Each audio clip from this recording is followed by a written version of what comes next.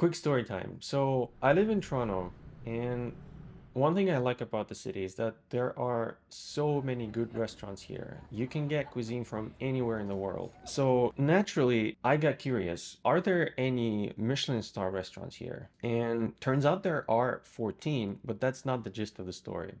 So I got curious, so I went to Michelin Guide website to find my restaurants. I did find them, and then I kept browsing through the website, and then I scrolled down here, and like, oh my God.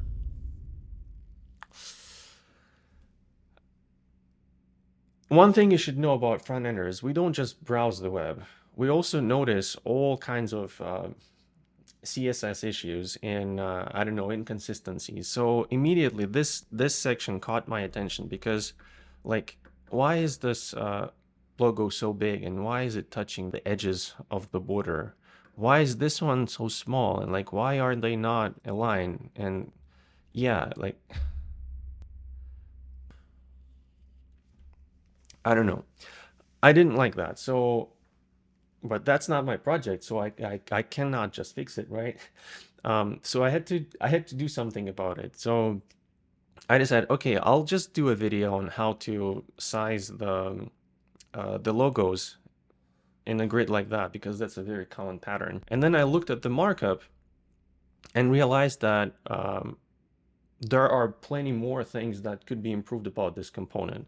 So I decided, okay, I'll just rebuild this and make a video out of it. So what could be improved about this component? Like I said, I don't like that logos are sized differently. It's visually imbalanced. I also don't like how some of them are touching the borders or almost touching the borders like this one. I also don't like how visually the titles are kind of not on the same line. I think visually it would look better if they were on the same line and like partner tier would go after. But I also like the semantics, how official partner DoorDash Premium sounds better than DoorDash Premium official partner. So semantically, this makes more sense. Okay, now let's take a look at the markup and see how this component is built under the hood. I click inspect here, and the first thing I notice is that it's using an owl carousel, which is a JavaScript library. We're using that for horizontal scrolling like this, which is fine. Nothing wrong with the library. The only thing I think here is that it's an overkill because we can achieve almost the same effect with just HTML and CSS, and I'll show you how to do that later in the video. Now let's focus on each individual card. I actually copied one of them into VS Code so we can break it down. So I'll switch there. Okay, so here's the original markup that I copied from Michelin Guide website. Let's just take a look at what's going on here. I see picture element is being used. There's probably some lazy loading happening because there is no script element with image source, and the actual image that's being served is WebP, which is good. There's some lazy loading happening. So all that is fine. Not much comment about this situation except for the alt is missing. So that's not cool. Alt should always be there. You see, I see empty one here, another empty one here. Not cool. I also see that for capital 1, there is this empty div. That usually happens when there's no check if the variable exists. This was a React website and partner tier was saved in the tier variable. We would do something like this. And if the variable is missing, we would just render empty markup. A better way to do that would be to do something like this. So we would check for tier and then render it like that. Something similar. Or if it was PHP, we would do something like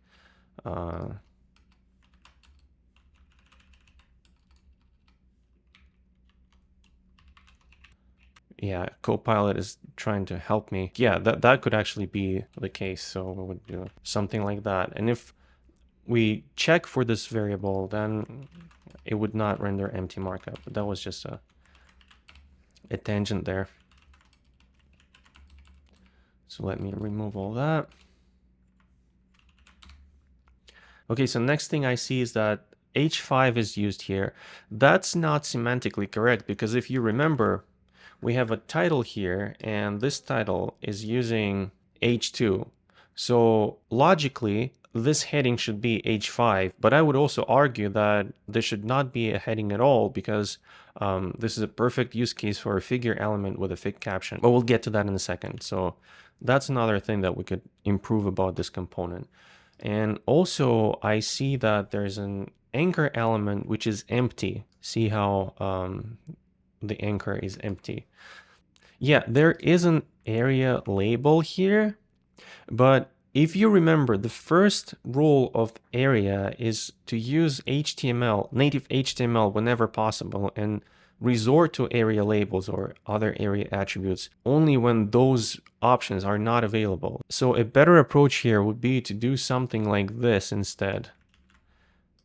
Have a native label inside an anchor tag and just leave it at that. But I see how this doesn't go well with the design, so we don't want to have a full label that says visit Air Canada website underneath this. So I see why it was done, but also there is a better way to do that, so which I'll show you in a few minutes. Also, I'm not so sure about these attributes. I also forget like which one you should use and which one you should avoid. So let's just do a quick MDN search. Okay, so yeah, no referrer actually includes no opener.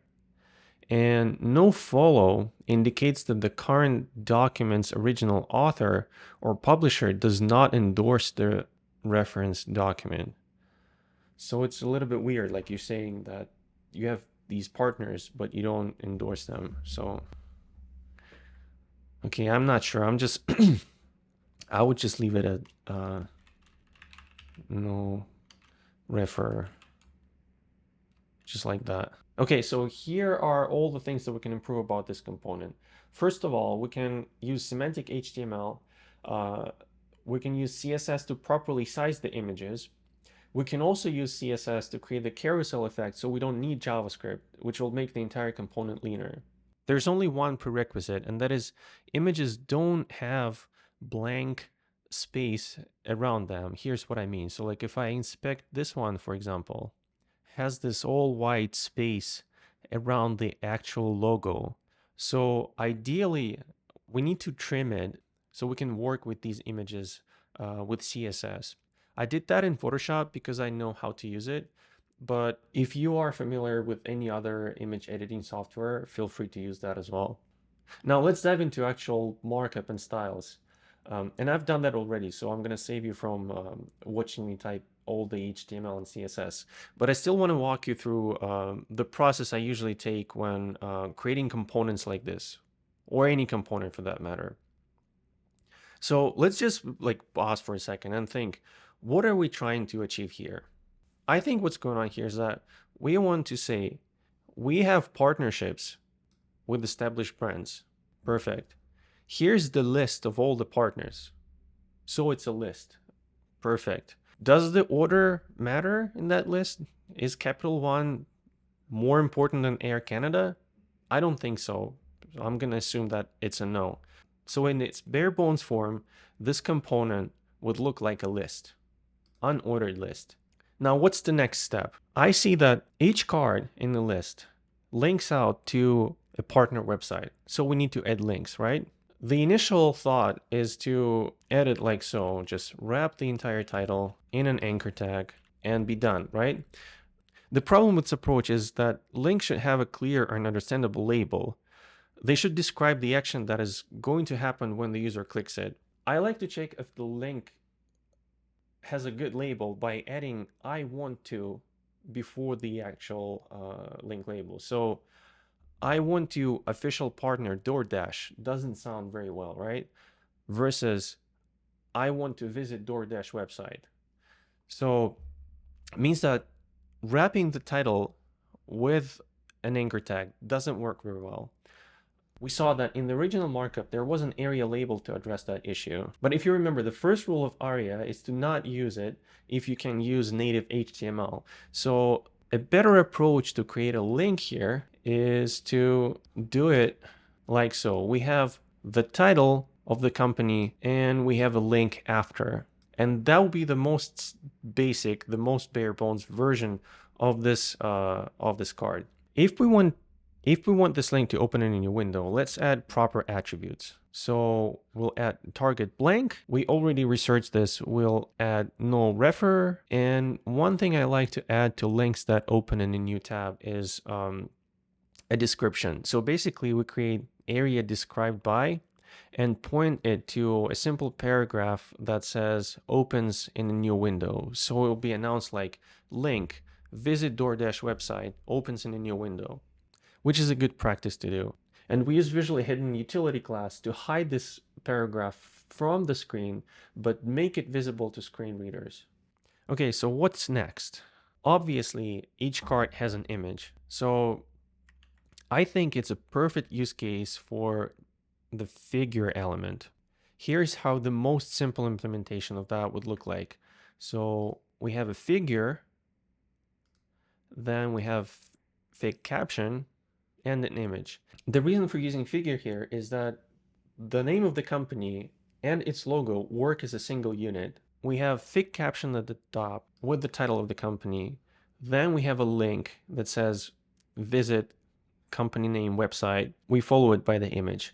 It's perfectly fine to have caption before the image. That's semantically correct. We also make sure that we have an alt attribute for the image and we have width and height. That's important to prevent layout shifting because the browser will allocate the correct size for the images if these attributes are present. Now, what's next? At this point, when the core of the markup is ready, I usually start to think about how I would style it. So we'll need one div around the image to create the border, and we'll also need two span elements to create the layout for the partner tier and company name. And we'll also need one span to visually hide the link that says visit company name website. I've already did that, so let me show you how it would look. So one span around the partner tier, one span around partner title, one span around the link label, and one div around the image. Once this is done, I typically add class names. I'm using BEM here, which stands for Block Element Modifier. It's a CSS methodology. And in BEM terms, we have two blocks here. Scroll carousel for carousel itself and company card for each individual card. And I like to separate these two because this makes it more future-proof. We can potentially reuse both in different contexts. Scroll carousel can contain other types of slides, and company card can be used somewhere else. So let's take a look at each one. So scroll carousel only has one element inside. So scroll carousel is a block, scroll carousel item is an element. And we'll use those two to style the carousel and create the horizontal scrolling effect. And each scroll carousel item contains company card inside. Company card looks like this under the hood. So we have collapse these. So company card is a block. So it has caption element and media element. Caption holds partner tier, partner title, and an anchor tag. And we use the same visually hidden class to hide the link from the screen, but keep it available for the screen readers. And inside the media, we just have the image like so. Okay, and this is it for the markup. If you want to take a look at it yourself, I will link a Cobram project under this video. Now let's take a look at the CSS. So the first thing I want to draw your attention to is the order of the elements. Remember how in the markup we had caption go before the actual image. I did that so that screen readers announced the partner tier, the title, before the actual image, but visually it doesn't make sense. Image goes first. So we reverse it using flex direction column reverse. Let me show you how it looks in the browser. And by the way, that's my version of the component that I've created. Doesn't it look much better? Let's inspect it. Okay, so if I change flex direction from column reverse to column, this is what it would look like. And this is how it looks to the screen reader. But visually, it looks better like this. And if we wanted to, we could actually use the same trick to reverse the titles and partner tiers. And that would change the order of the title and partner tier. I'm going to disable it for now because that's not what we tried to achieve. Now remember that this entire video happened because I was not happy how images were sized. So let me actually show you what I did for the images. So if I inspect any of them, we'll notice that images have just 3 properties set on them.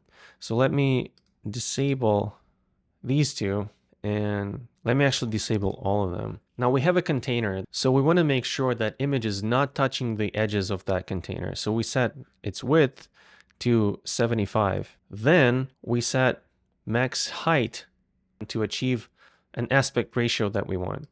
And we can tweak it like so. So like it could be 30, it could be 40, whatever works well. And to make the image not squished like so, we just use object fit contain.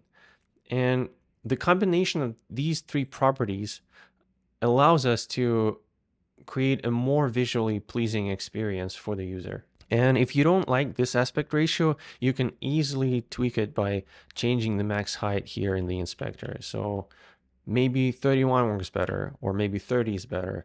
That's up to you or up to your designer to decide. And that arguably looks much better than the original logo grid. Now notice that we don't have links anywhere here that says visit Air Canada website, and that's because the label inside that link has visually hidden class. Again, if we go to the inspector and we see that the label is here in the markup, but we don't see it on the screen. It's a very common pattern to have this class in your project to hide the elements from the screen, but make them visible for screen readers. And what this allows us to do is use normal HTML labels without relying on area attributes. Now there's only one big problem with hiding the only element inside the link, and that is that link is not clickable. So it is there in the markup, but I cannot go to any of these websites. So in order to fix that, we need to create a pseudo element inside the link here and style it in a way that it covers the entire card, so we can actually click on each of the cards. And to do that, I just uncommented it because it was already there, but basically we create a pseudo element like so. We give it a display block and we make sure it covers the entire card. And that way we can click on any of the cards. And another cool thing is that it will actually work with keyboard navigation as well. Okay, and the last part I want to show you in this demo is how to create that horizontal scrolling without using JavaScript. Let me show you how it works first. If I start resizing the page from a large screen like this to a smaller screen, you'll notice that not all of the elements fit on the page. So I can scroll them like so, and it also snaps to the position of each card. So if I scroll just a little bit, it doesn't go all the way. So scrolling like this, and we reach the last element and it snaps to the position. Scroll just a tiny bit and it goes back. That's actually a native CSS feature. I didn't have to write any JavaScript to create this, and it only takes a few lines of CSS. So in CSS, the first thing we want to do is assign overflow X auto to scroll carousel items container. If we disable it, the container creates the unwanted horizontal scrolling that we talked about in the last video. So enable that. Then we enable scroll snap type, and that's what creates the snapping effect. So if I disable it, we won't have the snapping. I can scroll as much or as little as I want to and nothing happens. So we enable it here. And then another key part to making this happen is assigning scroll snap align on each child element of that container. And that's basically it. That's what creates this amazing horizontal scrolling carousel effect. And there's one more cool thing that we get out of the box with this approach. So if I resize the page so that only 2 cards are visible and start using the tab key to navigate through the items, the next item that receives the focus will automatically scroll into view. Let me show you what I mean. So I press tab once, focus on the first card, press tab second time, focus on the second card. Now that I press it for the third time, the third card becomes available, and all that happens out of the box without any JavaScript, without any extra code. That's pretty cool. And that's pretty much it for the demo. So I hope you enjoyed this this little rebuilding experience. Like I said, if you want to take a look at the markup, at the styles, I'll link the CodePen project under the video. If you have any questions or comments, please leave them as well. If you learned something new, like the video and subscribe to the channel, and I'll see you in the next one.